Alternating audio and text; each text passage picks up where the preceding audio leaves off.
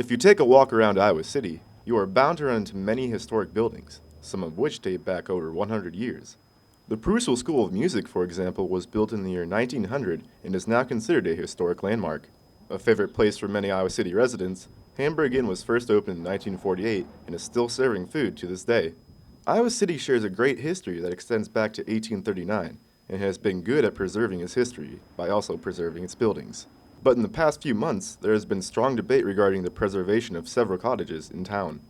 The issue began when the landowner of 3 cottages on South Dubuque Street sought to develop the land, which would mean destroying the cottages.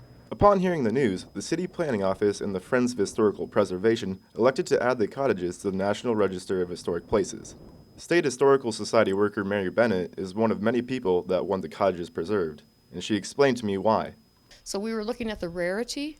We were looking at the fact that they reflect working class lives rather than some high fancy Victorian mansion somewhere or a major public building like Old Capitol.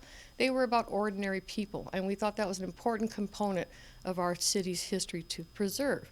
Despite being labeled as historically significant by the State Historical Society, the Iowa City Council voted on Monday to deny historic landmark status for the cottages. Because of this, the cottages will most likely be torn down. Iowa City has many historical districts that have many old buildings in them. From the grand Victorian mansions that line the Summit Street Historical District to Polly Ice Pizza, which used to be an apartment building, Iowa City has a well-preserved history that many people would like to keep. Kramer Anderson, reporting from Iowa City.